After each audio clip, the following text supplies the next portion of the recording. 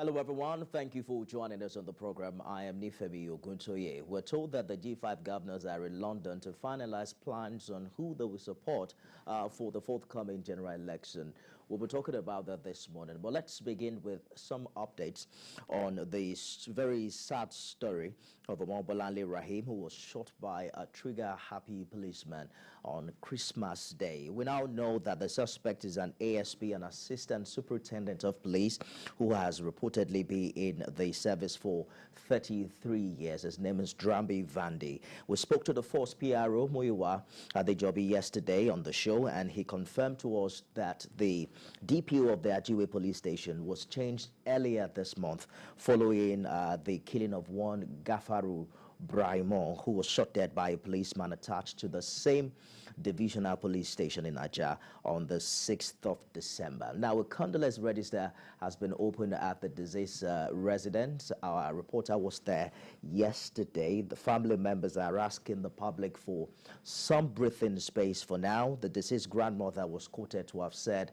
that her daughter was pregnant with twins. I'm quoting out now, "I cannot see the law again. People usually call her the law. She was taken away from me. She was pregnant with twins. She died with her glory. She left a 5-year-old daughter behind and they took her away." On Monday, my granddaughter came to me and said, "Grandma Idushaga, I saw you yesterday when you were crying. You were shouting. Is it because of my mom?" And I said, "Yes."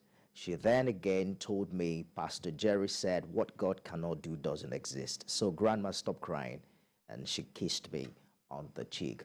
A very sad tale coming from that quarters. Our senior reporter was at the residence of the deceased, and she returned with this report. Sunday, 25th December is one day that the Raheems won't forget in a hurry. A day dedicated to celebrate the birth of Jesus Christ by Christian faithful turned out a day of sadness for the Bolanle Raheem's family. Titilayo Enema is Bolanle's sister. She expresses her grief to TVC crew. Honey, you will not understand. Weeping uncontrollably, Titilayo relieves her elder sister, Bolanle's unique spirit. Am I wearing the nice clothes? I said, no, go and change. She wants to carry my daddy late clothes that we use for burial. She wants to use that. I said, don't wear burial clothes. Don't wear burial clothes. Go and wear nice clothes. Like a flash, the clock stopped ticking as a police officer, now identified by the police as Assistant Superintendent of Police Drambi Vandi, ended it all, throwing the family into avoidable mourning. After spending 1 hour there, my sister said, "Let's go home." So immediately inside the car, she was even telling me, talking to the husband, and as we were smiling and laughing, the guy just said, "Stop. There is a car coming." You said, "Stop."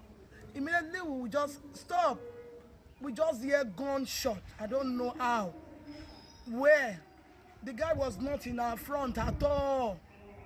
The guy was not in our front. My sister was sitting, and the husband was driving. I was sitting at the back of my elder sister, Barrister Bolanle, and my children, 4 children were there, and with our own daughter. So immediately she just said, "Benga, the gun have entered my chest. Benga, the gun have entered my chest." Immediately she just dropped. She says Bolanle's 8-year-old daughter is yet to come to terms with the reality of her mom's death. Mommy Sarah, do you know what God cannot do does not exist? My mommy is coming back. Nigerian Bar Association Lagos branch has vowed to follow through. The association stated this during an interview with TVC News. We are going to pursue it and prosecute it to the letter, and we're working very hard to ensure that we get justice for our slain colleague. And beyond that, we're going to be setting up a visit to her home shows a family who would rather mourn in peace. The area commander, ACP Olajide Amola, was cited leading his 7 divisional police officers out of the house. The family had earlier told TVC News crew the area commander was there to pay a condolence visit, but all efforts to get any of them to react proved abortive. Many have described the Sunday 25th December killing as one death too many. Recall that on the 6th of December, one Gafaru Braimo was also gunned down at the Ajah area of Lagos, while the Inspector General of Police has promised to ensure the Raheems get justice. This may just be a wake-up call for the police authority to review their rules of engagement. Ivy Kano, TVC News, Lagos.